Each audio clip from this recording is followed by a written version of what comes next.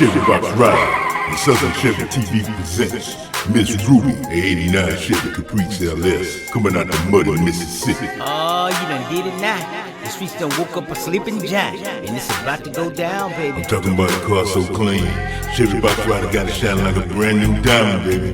With a 6-liter engine, when you crank her up, you can hear it from a block away. I told y'all wasn't ready. And don't get it twisted, we're keeping it old school, baby, with 22-inch Dayton Wild wheels. With the full tires, man. Cause if your paint ain't shine and your rims don't bling, you ain't clean. And that's for real, man. Cause we taking this thing to a whole nother level, so get ready. This ad was brought to you by Southern Chevy TV, home of Miss On YouTube, real quick, I want to show you. This is the gas tank out of a Tahoe, out of 01 Tahoe. I took the pump out, and on YouTube, you get the pump out of it. Pump came out the gas tank, because I kept my gas tank to get the pump out.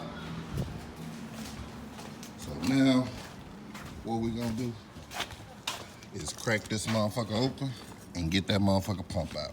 Let's see if that shit gonna work.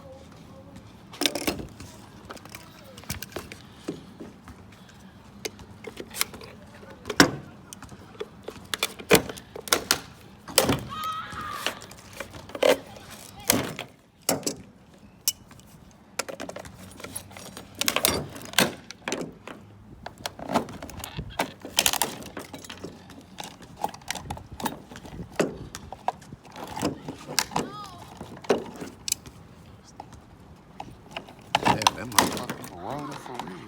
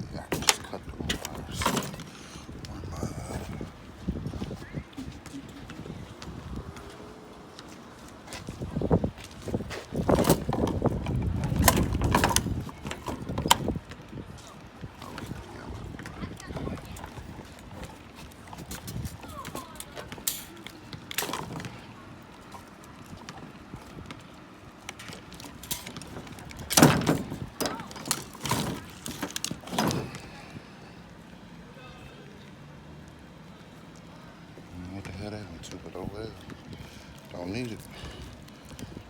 And now you got your pump for the free.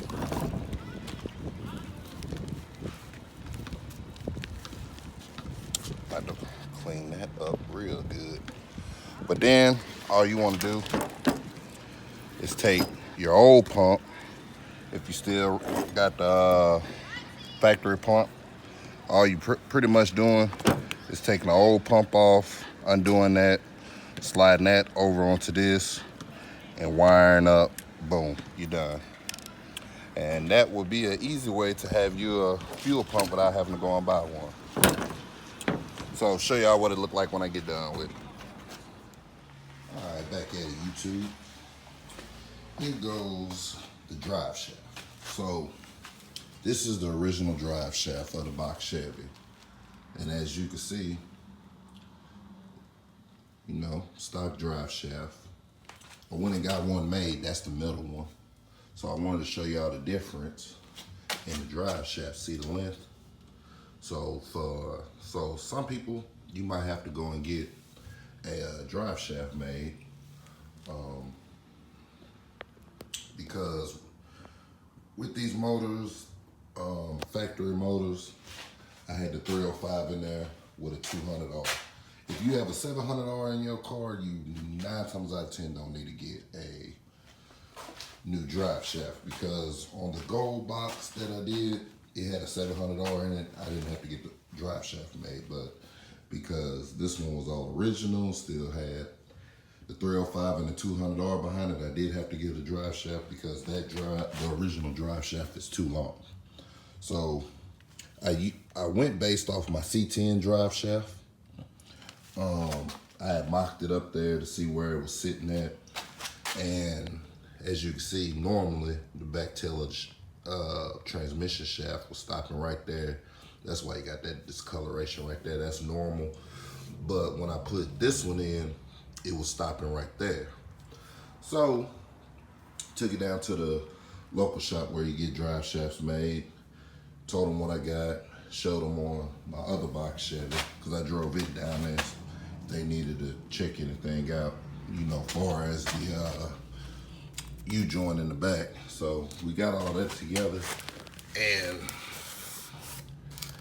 and that's what it came up with. So brand new drive shaft. Let's see. Then also, this is a 3.5-inch tubing. I think that one, the original one, is a 2.5 inch. I went 3.5, I believe. Let's see. Yeah, I went 3-inch tubing on this one, so that's it. That's the price right there, is what I paid. So, give me a second. I'll slide up under the car and we'll get this put in. Give me one more. Back at the U-joint. Got it all screwed in. As you can see, all screwed in. And we got it all the way up. So we in good position. I know a lot of people was wondering about the cross member that I did. Okay, there we go. That's the BRP cross member. So it comes with the little plates, as you can see.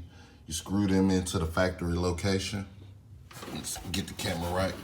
Screw them into the factory location with the bolt holes, the normal bolt holes, as you can see. And then you come back with your cross member and screw it in right there.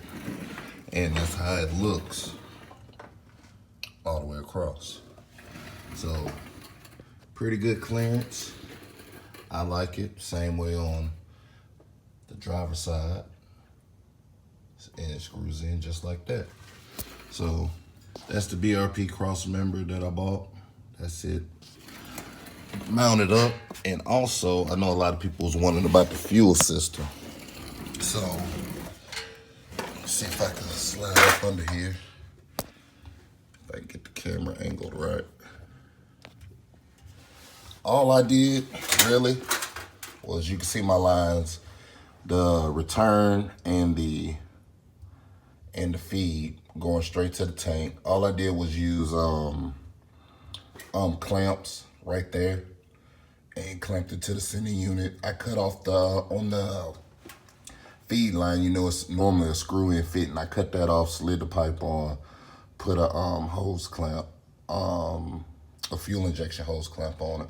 So it's ran through, up and over, and comes out right there, comes around. This is just general mock-up. See, there goes my fuel filter. Then there goes the one feed, and it runs all along the fuel rail. All up. Comes out right there. I haven't mounted it yet, because I'm still double checking some things. But it goes on up, and I'll show you where it comes up at. And comes up, and connects right there to the fuel line with a quick disconnect. So I don't have it fully in tightened. So main thing right now that I'm waiting on is my radiator and cooling fans.